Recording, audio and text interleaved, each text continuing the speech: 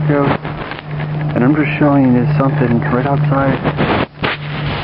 Right now, when I saw the chemtrails, I've never seen this many chemtrails outside, like, at least near my house. I've seen it on pictures online and that, but dude, this is insane.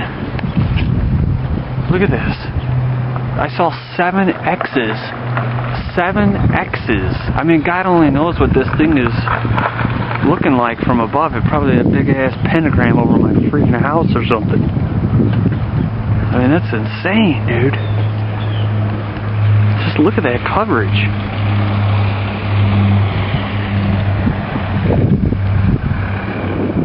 So here's one of these guys right